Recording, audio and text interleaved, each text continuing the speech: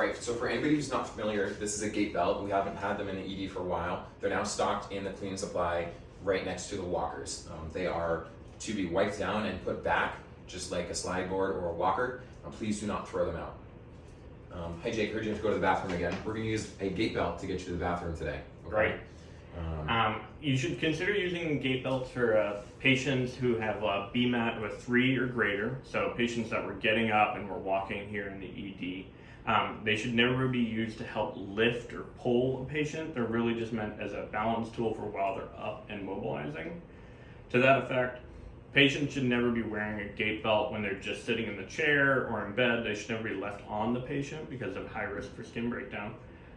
So really, when they get put on, is like the patient has come to sit or about to stand and walk with a walker, but you're worried about, say, their balance, or they've had a recent fall, or maybe some new injury that they can weight bear on, just to give you that little bit of extra support while they're up and moving.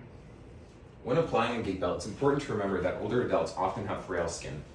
So you want to ensure that there's fabric between the Gait Belt and the patient's skin at all times, because you don't want to cause any skin tears or skin shearing issues.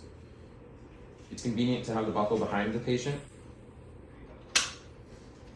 And then when you're holding on, you want to hold on from the back. You don't want to be pulling the patient side to side with this device. And remember, it's not a lifting device. It's there for balance guidance only. When we come to stand and you're walking with a patient with their walker,